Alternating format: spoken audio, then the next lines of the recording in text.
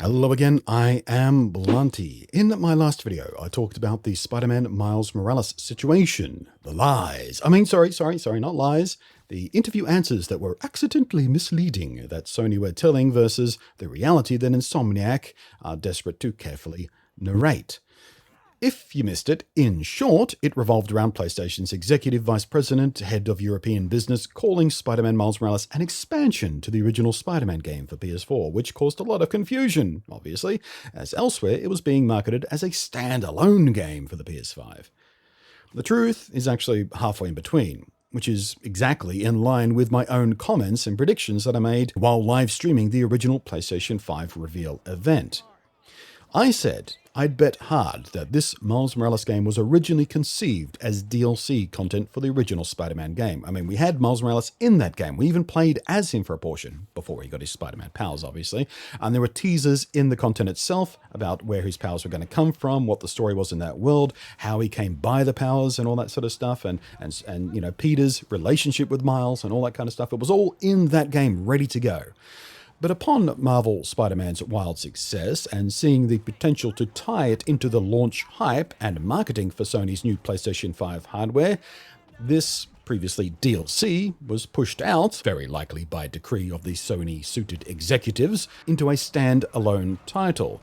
The actual sequel they are undoubtedly working on being a long way from ready for a PlayStation 5 launch, so they needed something. They needed a PlayStation 5 exclusive title to talk about. They needed something important, something people cared about, something people liked. They needed a Spider-Man game for the PlayStation 5 launch. And as a bonus, this possibly previously DLC game could now be sold as standalone, which means they could charge more for it too.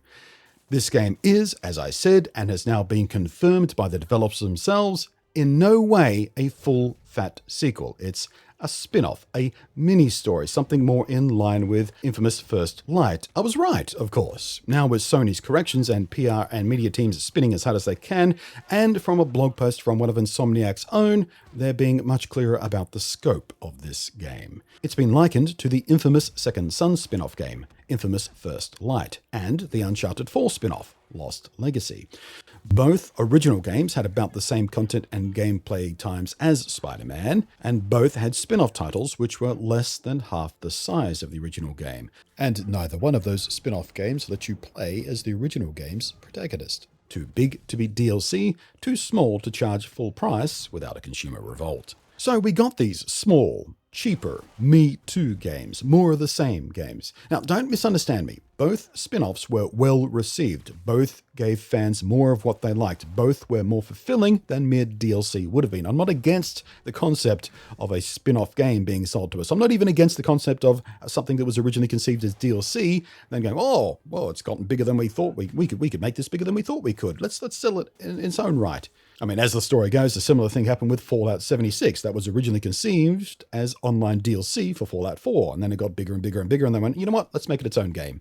Didn't really work out the way Bethesda perhaps envisioned that game working out in the end, but the story, the point is, it started life as DLC, became so big they decided to spin it out into its own game. In the case of Fallout 76, a full-sized game. In the case of First Light and Lost Legacy, sort of smaller titles. And they were both a long way from offering the depth, complexity, variety, and scope of their parent games.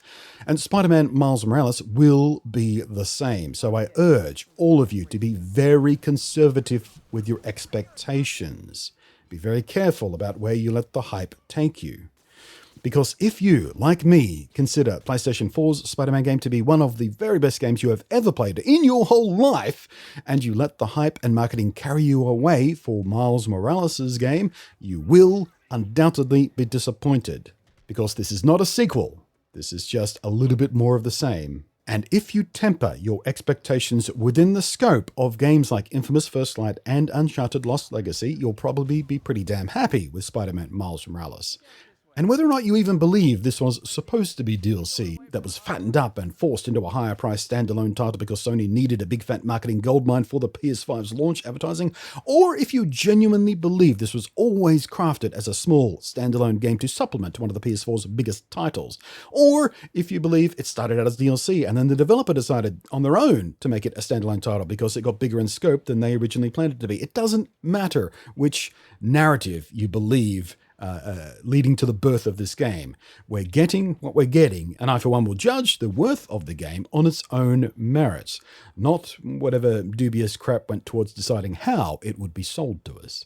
But I also conjectured in my original commentary about Miles Morales even being a PS5 exclusive at all.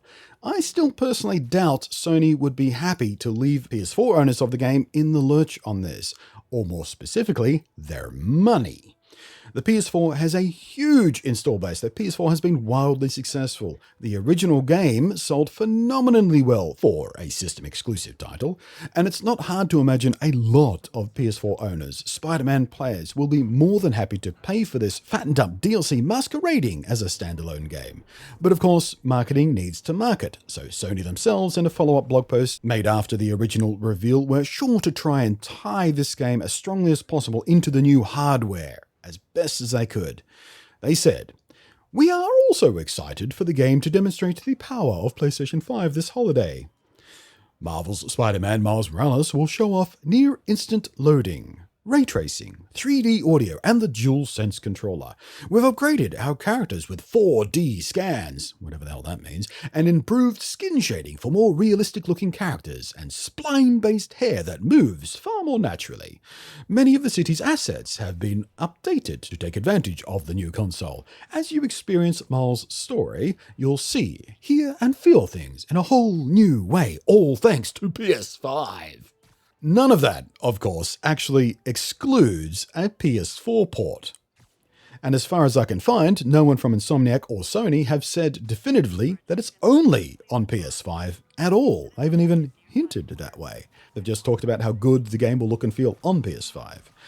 The only sure thing we can say right now is the PS5's version will be enhanced by PS5 things, which is hardly the first time we've seen that, and not really a surprise. We have very often seen large big deal games launch with two versions when there's a crossover with their launch and a console hardware launch. Just ask anyone who was around for the Xbox 360 to Xbox One transition, and of course the PlayStation 3 to PlayStation 4 transition. Sometimes these games are just the same content, one running on a previous generation hardware and an older game engine, one slicked up and enhanced by the new hardware and a patched game engine. Sometimes we see two completely different games but sold on different systems under the same name. Like a couple of the Star Wars games that came out for the Wii. They shared the same name with a couple of the 360 games, but they were very different games to the games carrying the same name on the other systems. For Forza 2, its Xbox 360 version was a fully different game than the Xbox One's Forza 2, but inspired by it, I think the word was at the time. I'll try and find a quote to put up on the screen. I doubt that'll be the case with Miles Morales, though. As far as I can see, there's no reason we couldn't see Spider-Man Miles Morales game directly ported for the PS4. As I've said, I'd be very surprised if it wasn't originally planned to be DLC for the game on the PS4. And of course it will have started life using the existing game engine from the main game, even if they never plan to release it for the PS4. That's the game engine they have. Of course they're expanding on top of that, so of course it started life on that game engine. And all of the PlayStation 5 enhancements they're talking about, the enhanced character models, the new hair physics, the ray tracing, the new skin shading techniques, and even the 3D audio are all nice, I'm sure, and many of them, if not all of them, will make tangible enhancements to the look and feel of the game, but they're hardly essential for merely telling more Spider-Man story in this established game world, are they? And yes, it's even the same story for the oft-touted magical SSD and Sony's genius new world-changing memory I/O systems for their, and I quote, near instant loading stuff. Not instant loading, they specifically said near instant loading. It's close to instant, it's nearby instant loading. It can see instant loading from the next room, through a window. I mean, the curtains are kind of half shut, but you can see instant loading from where you're standing.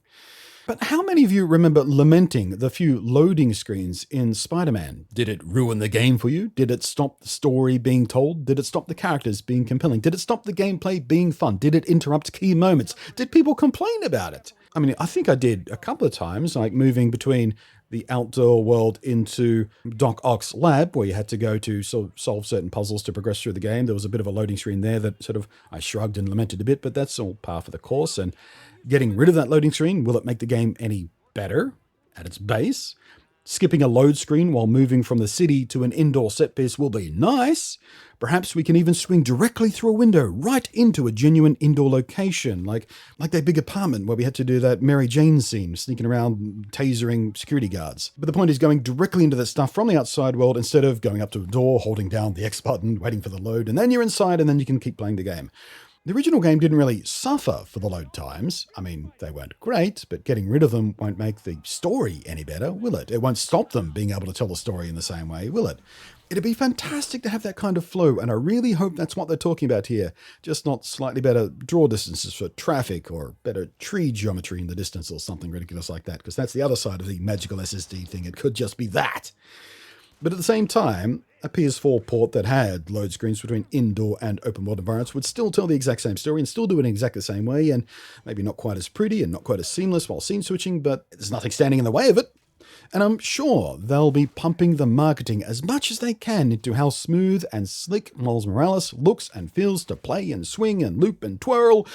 But I'm very dubious as to if Sony are going to leave the PlayStation 4 installed base's money on the table. Maybe we don't see a PS4 and PS5 version launch simultaneously. Maybe we do. Maybe I'll be surprised by Sony's cash thirst restraint, and they will bet on this minigame, this small 5 to 15 hour spin-off title, this bloated DLC pack to actually help them sell significantly more PlayStation 5s at launch. But again, go in with your eyes open on this one. Something's a bit off here. You can feel it, can't you? Something's just a little bit sideways with the messaging and the words they're choosing to use. Please tell me I'm not the only one picking up on this. And we all need to control our urge to get swept up on the hype train, as much as we may love Spidey and what Insomniac have achieved with old Webhead. Just keep your wits about you and pay attention to the words they're using, because that's where the wiggle room is.